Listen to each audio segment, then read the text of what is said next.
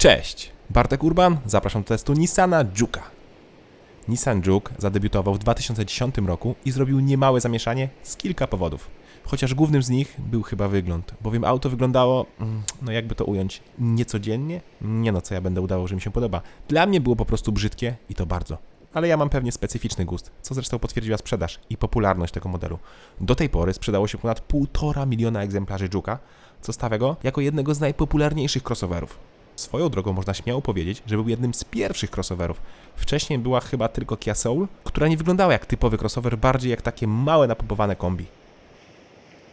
No ale przyszła wreszcie pora na drugą generację, która zdecydowanie się zmieniła. Wyładniała. Nowy Juke już nie jest multiplą swoich czasów, tylko jest świetnie wyglądającym miejskim crossoverem. Naprawdę kawał dobrej roboty projektantów, którym udało się zachować ducha poprzedniej generacji, ale przy tym znacznie poprawić wygląd. Wciąż mamy 2 rzędy świateł, są ukryte klamki i tak dalej, czyli główne cechy charakterystyczne poprzedniej generacji. Naprawdę bardzo ładne auto, zwłaszcza na takiej wielkiej, bo aż 19-calowej feldze. W podstawowej wersji mamy oczywiście 16-calowe stalówki i wtedy efekt wow jest nieco mniejszy.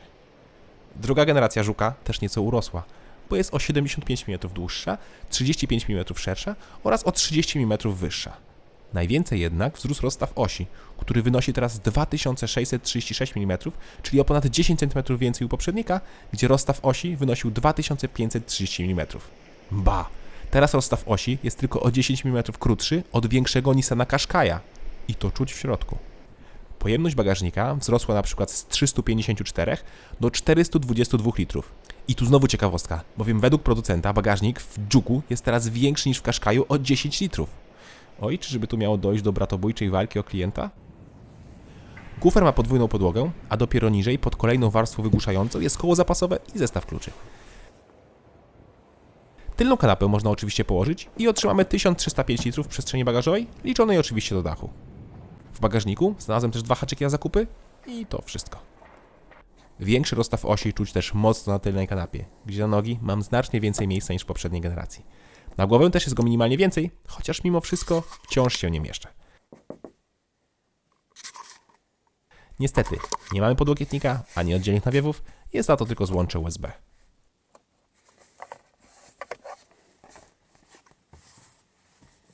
Haha, i jest też dziura w fotelu.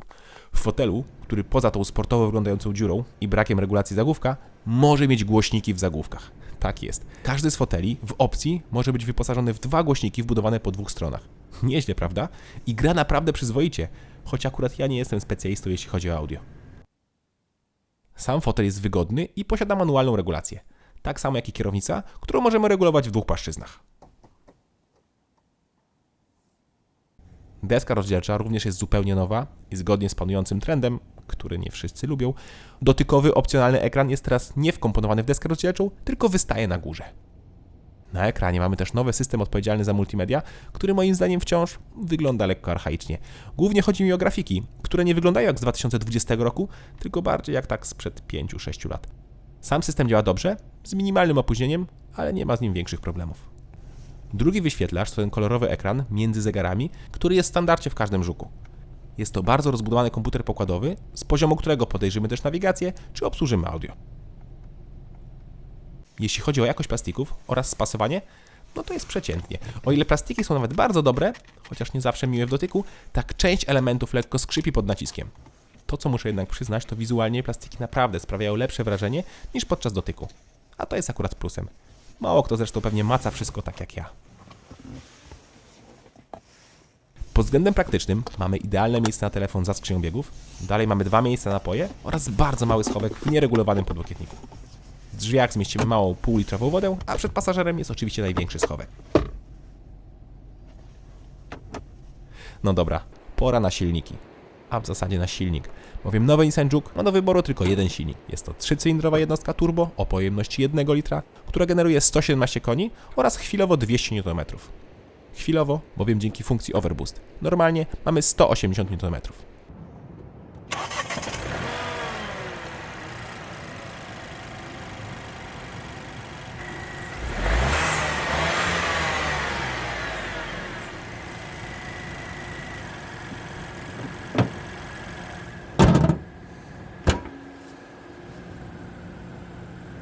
Trzycylindrową jednostkę poznamy już po przekręceniu kluczyka, a raczej po wciśnięciu startera, bowiem testowana wersja miała opcję bezkluczykową. 3 cylindry charakterystycznie warkoczą, co akurat bardzo lubię.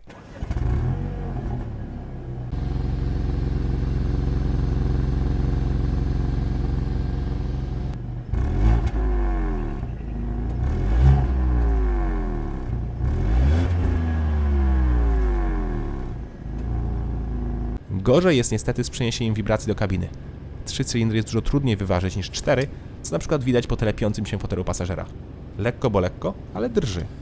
Ale tutaj Juke był jeszcze zimny. Jak się rozgrzeje, to drżenie niemal całkowicie ustępuje. Sama jednostka jest zaskakująco żwawa i dobrze radziła sobie z Juke'iem.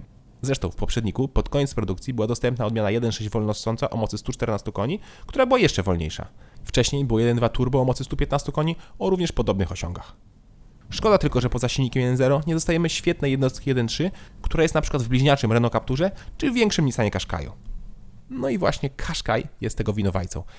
To jest ta właśnie bratobójcza walka, o której wcześniej wspominałem. Juke w tym momencie jest wymiarami bardzo blisko Qashqai'a, a w niektórych aspektach, jak na przykład bagażnik, go przewyższa. Jakby dostał równie mocne silniki, to nagle sprzedaż Qashqai'a mogłaby drastycznie spaść na rzecz Juke'a. Nissan wie co robi. Ale i tak szkoda, bo przecież poprzedni Juke miał nawet i 200-konne jednostki. Ale poczekajmy, może za rok, jak pojawi się nowy Qashqai, to i Juke dostanie coś większego pod maskę. Wraz z litrowym silnikiem do wyboru mamy manual lub automat. W podstawie jest oczywiście manual o 6 przełożeniach, a w opcji automat, dwusprzęgłowy o 7 przełożeniach. I właśnie automat pracował w testowanym egzemplarzu. Skrzynia działa bardzo płynnie, nic nie szarpie, tylko jest dość leniwa, co zresztą potwierdza czas przyspieszania do pierwszej setki. W manualu jest to 10,4 sekundy, a z automatem 11,1 sekundy. A przecież to dwusprzęgowa przekładnia, więc powinna być szybka. No ale jak widać, jest nastawiona raczej na komfortowe podróżowanie, a nie szaleńczą jazdę. A akurat układ kierowniczy i zawieszenie pozwala trochę poszaleć, bo to względem poprzednika jest poprawione, jest bardziej precyzyjnie i więcej czujemy, co się dzieje pod kołami. Jest też moim zdaniem minimalnie sztywniej, ale to być może przez te wielkie, bo 19-calowe koła. Na mniejszym kole pewnie byłby większy komfort. Nowy Nissan Juke, podobnie jak poprzednik, ma tylko napęd naprzód, ale jak widać nie stanowi to problemu, żeby zjechać z utwardzonej drogi. Większy prześwit pozwala pokonać większe dziury czy kolejny, a także atakować krawężniki bez obawy, że coś uszkodzimy. No, chyba że te 19-calowe felgi, bo z tak niskim profilem atakowanie krawężnika, no lepiej uważać. Wcześniej mówiłem, że Juke jest bliźniakiem mechanicznym Captura, więc od razu zerknąłem na tylne hamulce. W Nissanie na szczęście są tarczowe hamulce. W przeciwieństwie do Captura, gdzie nawet 160-konna odmiana ma bębny z tyłu. Przed podsumowaniem pora na cennik. Nowy Juke z litrowym silnikiem turbo i manualem kosztuje minimum 67 900 zł. Dopłata do automatu to 5500 zł i ten jest dostępny dopiero od drugiego poziomu wyposażenia. Nowy Juke jest więc o około 3000 zł droższy niż poprzedni Juke z wolnossącym silnikiem 1.6 o mocy 114 koni. Ale jest szybszy, większy i ładniejszy, więc wciąż uczciwa cena.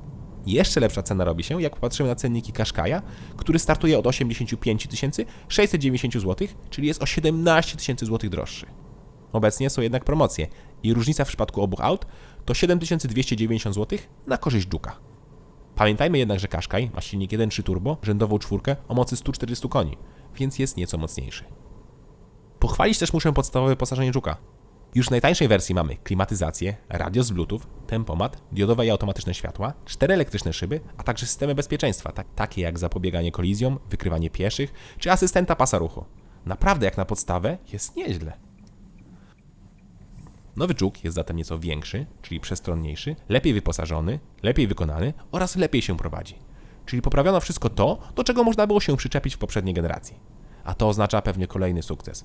Zwłaszcza, że wizualnie wygląda znacznie lepiej, ale wciąż przypomina swojego protoplastę.